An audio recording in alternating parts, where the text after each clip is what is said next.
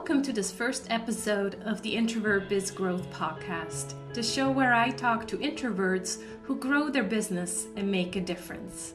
I'm Sarah Sinacroce and thrilled that you're spending this time with me today. I'm so grateful and excited to launch this new podcast with one of my favorite introverts in this online world, Denise Wakeman.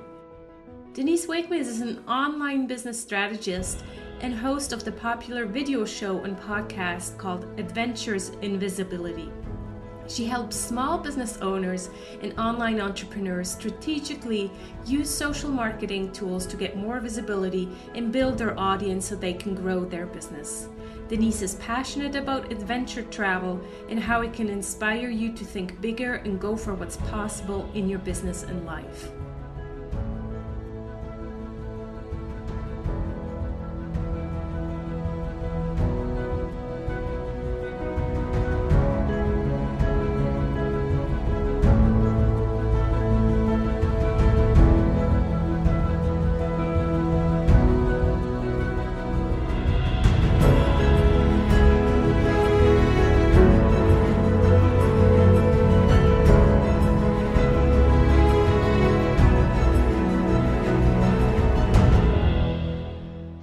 Besides your official bio, tell us a little bit about yourself and maybe something that my introverted audience can relate to.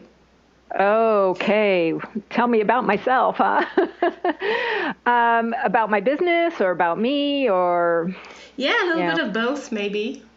Okay, well, I have been doing business online for, 20 years now.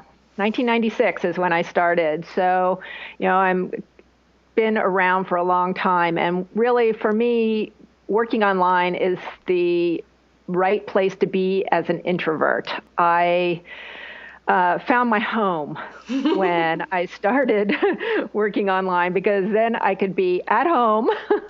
I could be by myself if I needed to. I could control, when and where I do my work and be able to, sort of take care of my energy. And as introverts, we know that energy is so important. It's not so much about, whether I want to be around people or not. It's just that I lose energy when I'm around too many people. So this way I can manage it. And I really like that. So, and it gives me the flexibility to, go take a walk around the park if I need to, or, work really early in the morning, really late at night, so that's something that I really appreciate about the whole online world. Yeah, I can totally relate to that. Exactly. Tell us how do you help your clients and how do you help them make a difference? Well, primarily I work one-on-one with my clients. They're mostly small business owners and entrepreneurs online, who want to do business online. And typically they are coming out of a corporate or a long-time work situation, where they were working at a job and they have realized that they want to do something else and, have their message, come out into the world in some way so that they can do what they feel called to do, but they're not really sure how to go about with this whole long online thing. So I'm working with people who are experts in their own right, but just aren't sure how to get it out on the web. So I do a lot of work with my clients around building an audience, and often that also involves launching a book or a program or services. So we work on building that whole launch flow and, setting them up online, not just social media, but it's like the whole package of, getting found, getting seen, getting known, and what that involves. And, it takes more these days than it did 20 years ago, that's for sure. Yeah. Online visibility is good, but you now have to know how to do it, right? So yeah, exactly. So that's kind of the I work one-on-one, but also I do a lot of teaching and training in groups. And for the last 18 months, I've been doing these rolling online visibility challenges. And, it started out with one 18 months ago, and people just wanted more, so I just kept doing them. And so people will join for a month or 2 months or 6 months, and we just keep going. And so I kind of change the focus for each 30-day segment, but each part is really around, what do you need to do to build your audience, attract your audience, and connect with them, whether it's list building or content development, that sort of thing. So put it all together. Are you still running the program that I took probably 2 years ago now, but for specifically for introverts? I haven't focused specifically on introverts, although people keep telling me I need to go back and do that.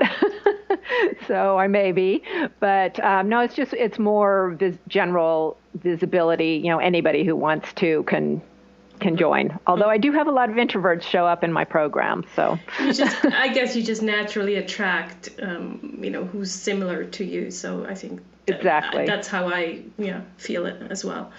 Yeah.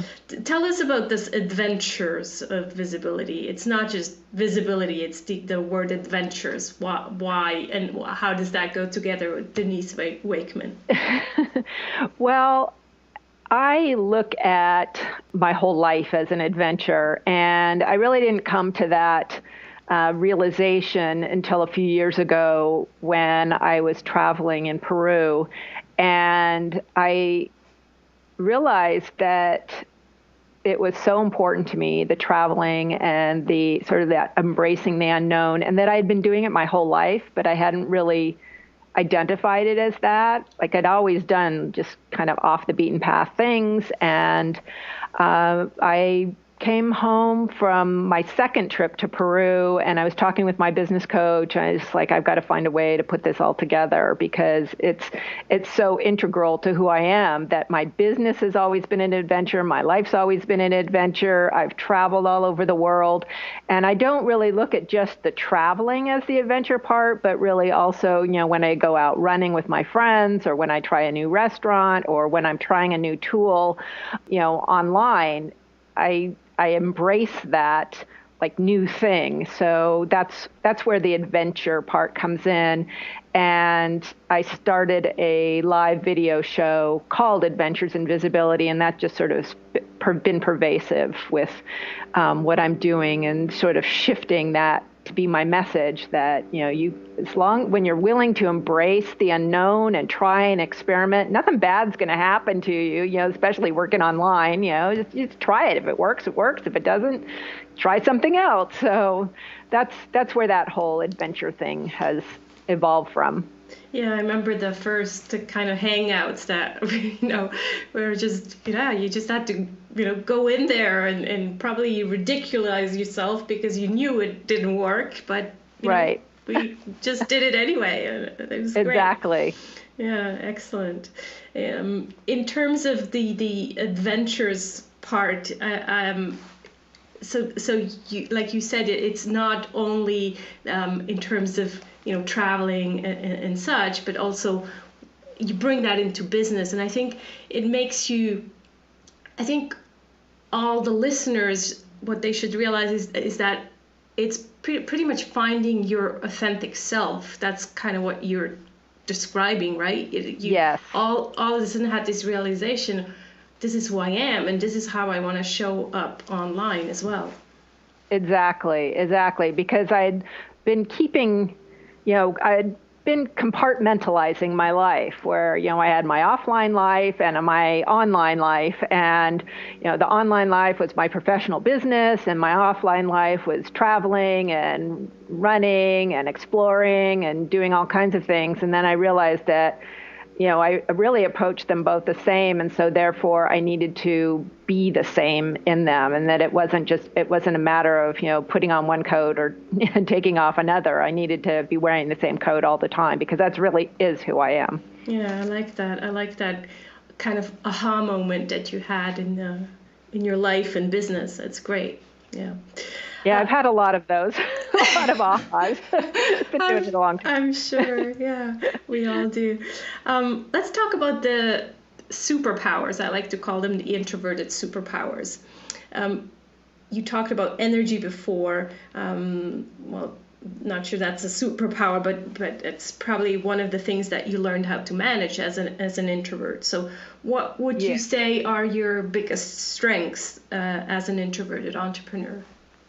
Well, I think that my strengths revolve around experimentation and persistence and self-motivation. And I think that introverts tend to be more easily self-motivated because we're used to tackling things, on our own, because that's the place where we feel the most comfortable, is that we don't need to be in a big group. So we just pull up everything and just keep doing it, and I've found that has taken me through so many things, is just sort of that persistence to carry on and not needing, needing other people as much as maybe an extrovert would need in order to be successful.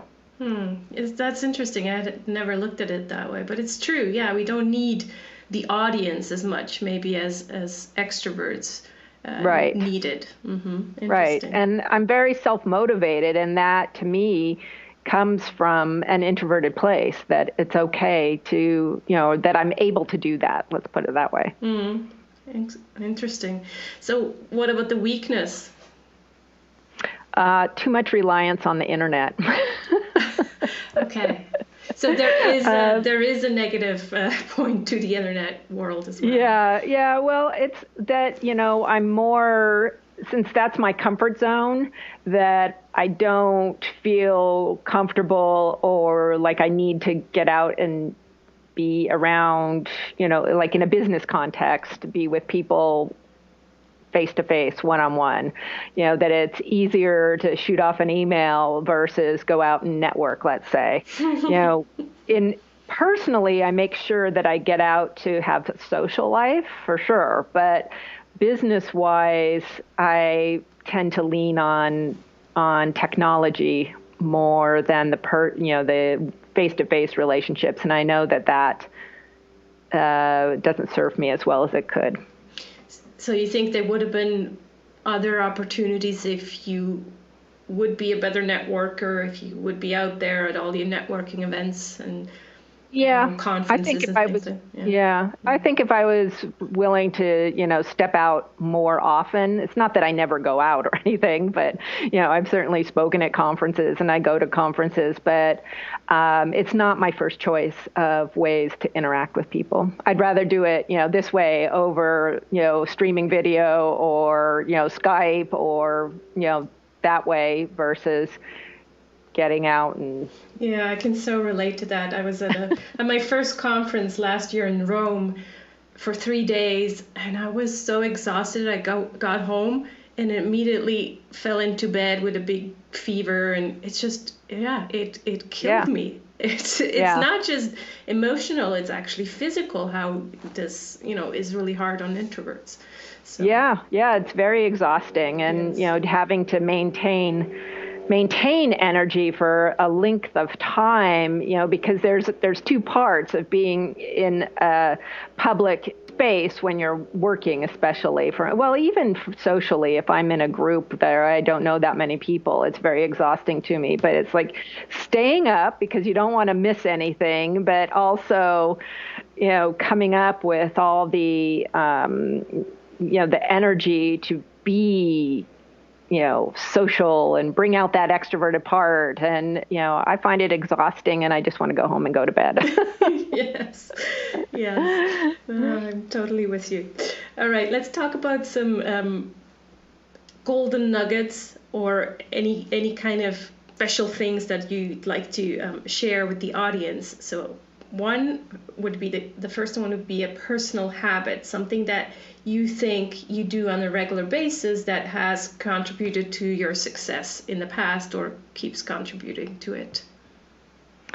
Well, I'm very consistent with my habits in terms of how I start my day, I don't know if that's always a good thing, but, I am up early because that's my best time. It's when I have the most energy. It's when I'm thinking the most clearly. So that's, if I'm awake at 5 in the morning, I get up and I just start working, if it's 6, whatever. But I don't, say, oh, I'm up early, so I'm going to go do something else. I just start working because I know it's my most, it's just my most productive time. So that's served me really well, as it just really gets me going.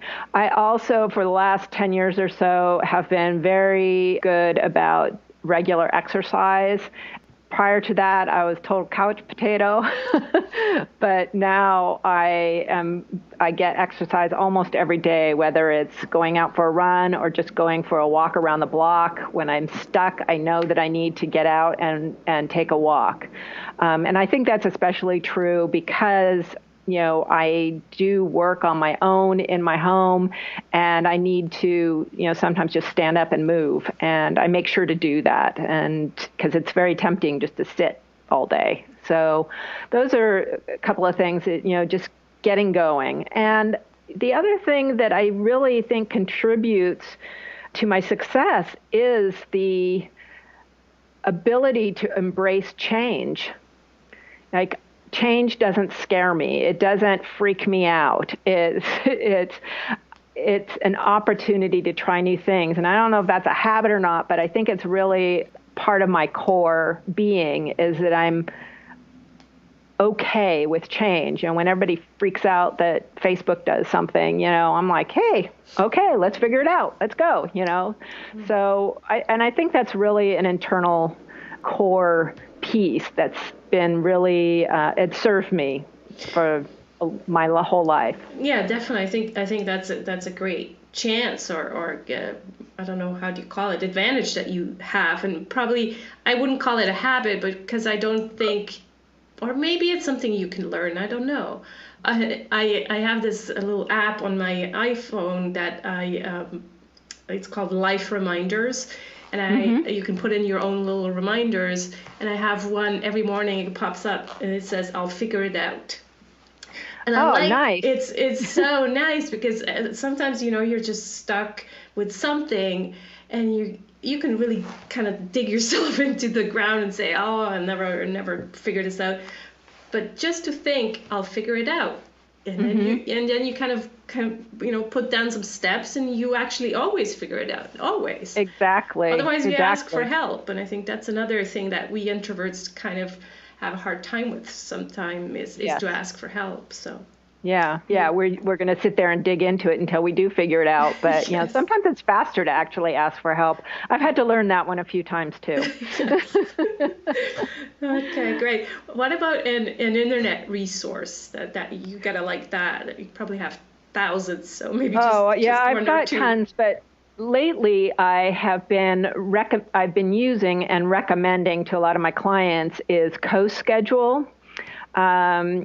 It's a kind of an editorial calendar scheduling tool that you can it's either web-based or it's also available as a plugin for WordPress.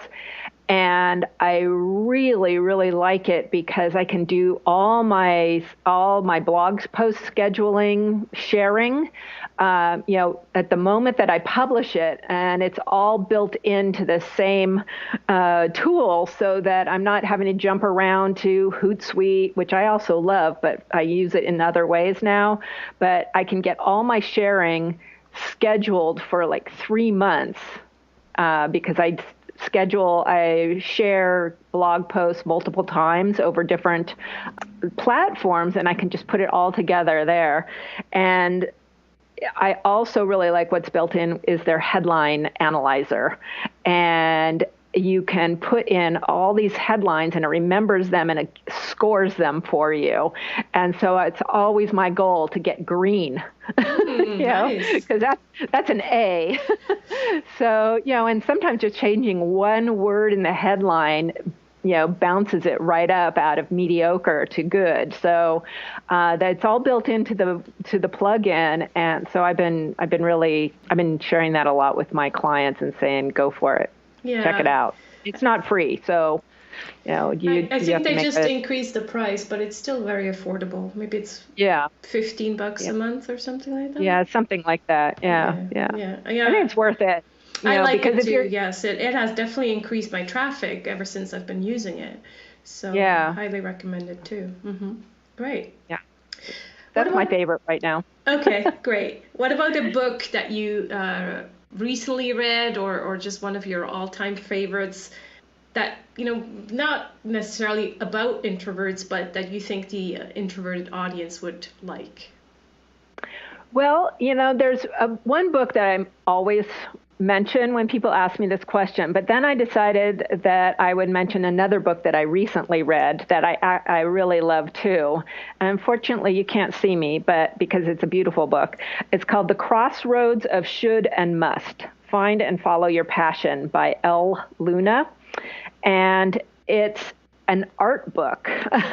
It's an inspirational art book manifesto about, it's really about finding your purpose and your calling, but it's done so beautifully that it's a book that you don't want to get it on Kindle. You don't want a digital version. You want the hardcover version because it is the author is an artist, and so all the fonts are like hand-painted fonts that she's using, and lots of photographs and drawings and paintings, all around focused on honoring who you are and choosing what you must do versus what you've been told you should do. I like that.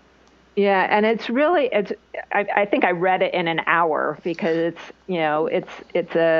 just a beautiful, it's very different looking book. And it's a gorgeous book, and it's got a great message. Excellent. I will definitely put that on my reading list. It's exactly in the kind of, fits my book list right now. So Yeah, and yeah. I think everybody can use definitely more art in their life. So Absolutely. And this woman is really quite talented. Quite talented. nice. Okay, we'll make sure to add the author and the book title in the show notes too. Excellent. I think we're almost coming to an end, but I always like to end the podcast. Well, always. This is the first podcast. You're my first guest. So. Oh, I'm honored. Yes. So I'd like to end with a kind of a mindful ending and ask you what you're grateful for this week or this month or just right now. I am always grateful for the women with whom I run every week. They have gone from being, people that I met 9 years ago who I just started kind of running with, and they have evolved into being my closest friends that I travel with. We eat together, and for 9 years, we meet at least once a week for a run, usually twice a week. And it's been really consistent. And I know that they have my back. I've got their back. And it's just every time I'm with them or think about them, it's just a small group, like four women. And I just feel so grateful that they are in my life. I had no idea when I met two of them specifically 9 years ago that we would become like inseparable practically. So it's really, really nice. Nice. Was it one of them that you went to India with as well? Yes, and Peru. Two of them I went to Peru with, Nice. and then one of them I went to India with, and she and I are going back to Peru in August for a month. Excellent. Yeah, so we're sending them a grateful message through this podcast. Yes. Excellent. I'm just so happy that they're in my life. Excellent. That's nice. It's really important. I'm trying to teach my 9-year-old son what it means to be grateful, and it's actually quite challenging because as a kid, gratefulness doesn't come naturally. It just kind of like, he's like, what, how, I'm not grateful for anything. I have to go back to school today. So when I asked him again tonight, he's like, I'm grateful for soccer. And I'm like, well, that's a good start. You're grateful for something. Yes. Yes. Well, it is kind of it doesn't really have any tangibleness to it. It's a feeling, It's like there's something that washes over you, at least for me. I feel like, when I experience it really strongly, it's like a whole body feeling for me. Yeah. Your voice kind of starts to tremble, and mm-hmm. I know what you mean. Excellent. Well, we don't want to, get everybody start crying, so we better end it here. But I really enjoyed talking with you. Thanks so much, Denise, for being my very first guest on this podcast. I hope there's going to be a lot of interesting people just like you on this podcast. And thanks for your time today. I'm sure you will have a huge success. So thank you for inviting me to be on your show, Sarah. Thank you, Denise.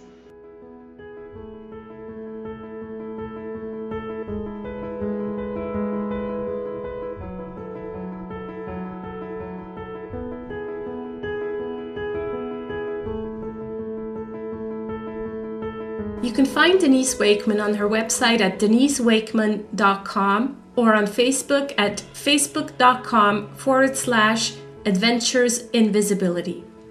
Next time I will chat with Sandra Martini, another amazing introvert whom I've been following for years now. So this is it for this first episode of the Introvert Biz Growth podcast. Please come and download the 3 Golden Nuggets cheat sheet that Denise shared with us today at sarahsantacroce.com. That's Sarah, S-A-R-A-H, Santa Croce, SANTACROCE.com. And if you don't have it yet, get your free 4-step guide on how to say no to grow. If you like this episode, please subscribe to the show on iTunes or Stitcher and tell your introverted friends about it. And I'll talk to you again in 2 weeks. I know it seems long, but time flies and pre-excitement is half the experience.